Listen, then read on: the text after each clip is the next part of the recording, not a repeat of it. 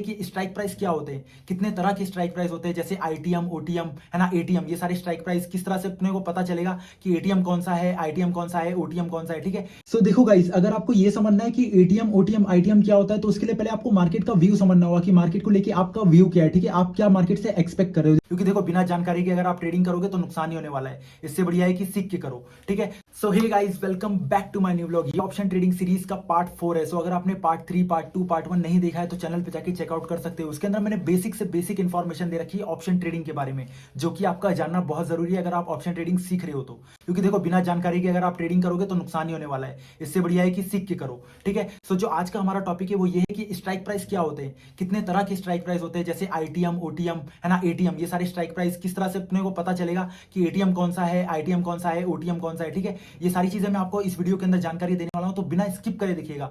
ऐसा हो तो एक कॉपी और पेन लीजिए जिसमें आप नोट डाउन करोगे। ठीक है ना, क्योंकि देखो जितना आप चीजें को लिखोगे उतना ज्यादा आपके दिमाग में रहेगी वो सारी चीजें।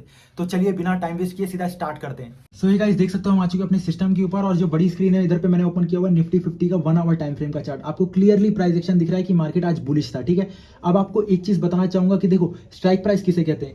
ये जो वैल्यूज इधर लिखी हुई है, ठीक है ना, इसको हम स्ट्राइक प्राइस कहते हैं। जब आप इस वैल्यू को अगर आप कोई भी पूछे तो आप बता सकते हो कि भाई ये जो वैल्यू लिखी है इसको हम स्ट्राइक प्राइस कहते हैं। ठीक है, अब देखो इसमें एक और कॉन्सेप्ट आता है कि अब स्ट्राइक प्राइस कितने तरह के होते हैं। देखो स्ट्राइक प्राइस पहले तो बताना चाहूंगा एटीएम है ना, ओटीएम और आईटीएम। एटीएम का मतलब होता है एट द मनी, ठीक है, ओटीएम का मतलब होता है आउट ऑफ द मनी, और आईटीएम का मतलब होता है इन द मनी। ठीक है, ये 3 तरह के स्ट्राइक प्राइस होते हैं। अब आपको कैसे पता चलेगा कौन सा स्ट्राइक प्राइस एटीएम है, कौन सा स्ट्राइक प्राइस ओटीएम है, कौन सा स्ट्राइक प्राइस आईटीएम है, थोड़ा एक्सप्लेन कर देता हूँ, थोड़ा ध्यान से समझिएगा। सो देखो गाइस, अगर आपको ये समझना है कि एटीएम, ओटीएम, आईटीएम क्या होता है, तो उसके लिए पहले आपको मार्केट का व्यू समझना होगा कि मार्केट को लेके आपका व्यू क्या है। ठीक है, आप क्या मार्केट से एक्सपेक्ट कर रहे हो। जैसे देखो मार्केट यहाँ पे आज बुलिश था, ठीक है, तो बुलिश का होता है तो हम लोग क्या लेते हैं, हम लोग को कॉल लेना पड़ता है। मेरे को जैसे लग रहा है कि मार्केट यहाँ से और ऊपर जाएगा तो मैं क्या करूंगा, कॉल लूंगा या पुट लूंगा। मैं कॉल खरीदूंगा ना, तो मेरा व्यू क्लियर होगा कि मार्केट बुलिश होगा तो मैं कॉल ही खरीदूंगा। ठीक है, अब कॉल के लिए मैं आपको बता देता हूँ कि एटीएम क्या होता है, आईटीएम क्या होता है और ओटीएम क्या होता है। देखो जिस जगह पे अभी मार्केट रुका हुआ है, ठीक है, 23,250, ये कॉल के लिए क्या हुआ, ये कॉल के लिए हुआ एटीएम, मतलब एट द मनी। ठीक है, अब ओटीएम किसे कहते हैं, मतलब out of the money. Out of the money किसे कहेंगे, जहां पे मार्केट अभी तक पहुंचा नहीं है। जैसे देखो 23,250, ठीक है, अब 23,250 पे भी मार्केट दिख रहा है कि यहाँ पे रुका हुआ है। ठीक है, अब ये 23,300, ये क्या अभी यहाँ पे मार्केट आया है, नहीं आया ना, अभी मार्केट यहाँ पहुंचा नहीं है, इसलिए आउट ऑफ द मनी हुआ है। लेकिन अब एक बात आती है इन द मनी की, मतलब आईटीएम। ठीक है, अब इन द मनी कैसे पता चलेगा, देखो मार्केट अभी 250 तक आया है, मतलब ये 200 के पास से तो गुजरा ही होगा। अब जिस जगह से मार्केट ट्रेवल करते हुए है वो इन द मनी हो गया। समझ में आया आपको, अब 23,200 क्या हो गया, ये इन द मनी है। तो आई होप आपको समझ में आया होगा कि आउट ऑफ द मनी क्या होता है। आउट ऑफ द मनी मतलब जहां भी मार्केट गया नहीं है, जा सकता है, जब मार्केट वहां पे पहुंच जाएगा तो वो एट द मनी बन जाएगा।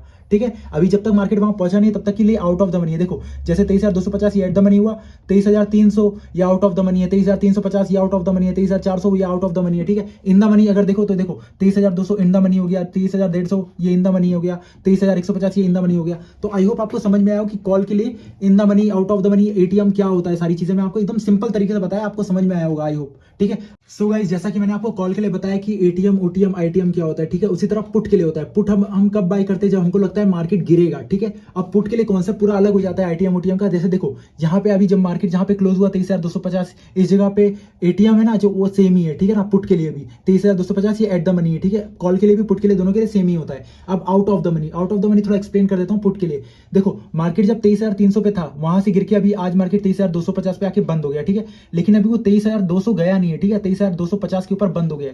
तो 23,200 क्या हुआ, ये इसके लिए आउट ऑफ द मनी हुआ। 23,200 ये क्या हुआ, ये आउट ऑफ द मनी हुआ, क्योंकि देखो अभी मार्केट यहां तक गिरते हुए आया है, अभी 200 तक गया नहीं है गिरते हुए। तो जब तक ये यहां तक नहीं जाएगा तब तक ये आउट ऑफ द मनी रहेगा। 23,200, 23,150, 23,800, इसके नीचे की सारी स्ट्राइक प्राइस सारी की सारी इसके लिए आउट ऑफ द मनी है। ठीक है, आई होप आपको समझ में आया होगा कि आउट ऑफ द मनी क्या होता है। अब इन द मनी देखो मार्केट यहां से गिरते हुए यहां तक आया 23,250 तक, तो इससे 23,300 से नीचे आया होगा, ट्रेवल करते हुए आया है ना नीचे। तो 23,300 क्या हुआ, ये इन द मनी हुआ। 23,350 क्या हुआ, ये इन द मनी हुआ। 23,400 क्या हुआ, ये इन द मनी हुआ।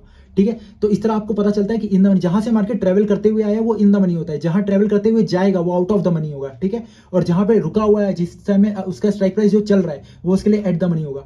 ठीक है। तो आई होप आपको समझ में आया होगा कि कॉल पुट के लिए दोनों के लिए एटीएम ओटीएम आईटीएम अलग अलग होता है। सो देखो आज के लिए इतना ही काफी था, क्योंकि देखो ज्यादा अगर आज के दिन आपको बताऊंगा तो आपके कंफ्यूजन हो जाएगा काफी ज्यादा, ठीक है। सो अब मैं आपको कल बताऊंगा कब आपको एटीएम बाय करना चाहिए, कब आपको ओटीएम बाय करना चाहिए, कब आपको आईटीएम बाय करना चाहिए, किस टाइम पे आपको कौन सा स्ट्राइक प्राइस बाय करना चाहिए, जब मार्केट के सिचुएशन के हिसाब से, ठीक है। तो ये चीज आपको काफी ज्यादा बेनिफिट देगी, तो इसको समझना, ठीक है। तो मिलते हैं कल के ब्लॉग में, तब तक के लिए सब्सक्राइब नहीं किया तो सब्सक्राइब कर लो गाइस। आप लोग के लिए इतनी मेहनत कर रहा हूं तो एक सब्सक्राइब तो बनता है, ठीक है। मिलते हैं मेरे नेक्स्ट ब्लॉग में।